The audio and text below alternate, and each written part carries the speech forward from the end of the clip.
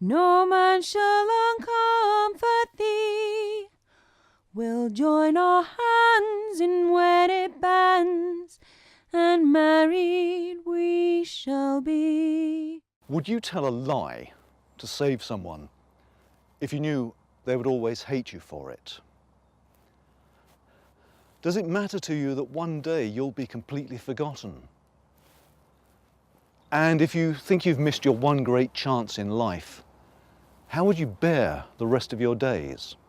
Who might you have been if you'd lived 100 years ago in rural England? What would your story have been? Would anyone still remember you? Through green fields and meadows we oft times have walked, and the fond recollections together have talked, where the lark and the blackbird so sweetly did sing, and the lovely thrush's voices made the valleys to ring. Ring, ring. About 100 years ago, a few people began to realise that at the heart of the world's biggest empire, there was a secret music. The music of ordinary people, handed down from generation to generation. Music of work and war, of love and loss, of hardship and hope. A fine young knight it were indeed, he were mounted on his milk-white steed. He rode himself all alone, until he came to lovely Joan. This music was being lost as England changed.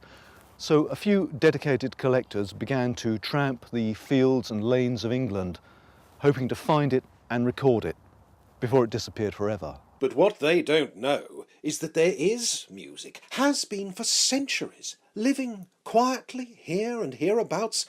Melodies quite as fine as anything from the salons, finer. Flowers of the Field is about one of those seekers and the timeless story he finds. It's the tale of a man trying to seek his own identity and that of his nation at a time of terrible turmoil. And, like all the best stories, it's a love story of a kind. I used to wonder why so many songs are sad, broken hearts and lost sweethearts. And then I thought, well, if that's what's happened, that's all you can do. Make a song. I think that's what must have happened. My name's David Cottis and I'm directing this play.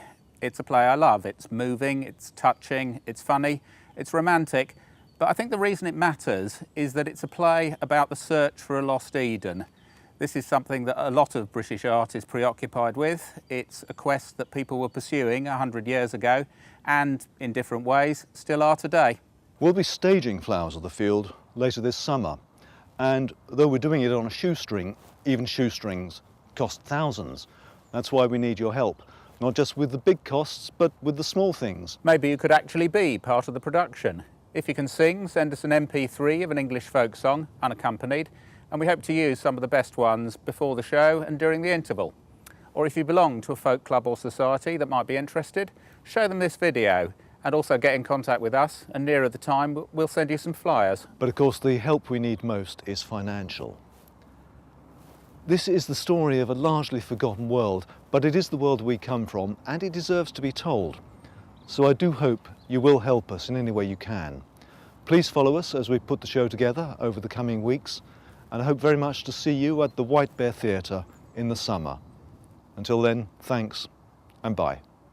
The week before Easter, the morn bright and clear, when the sun it shone brightly and keen blew the air.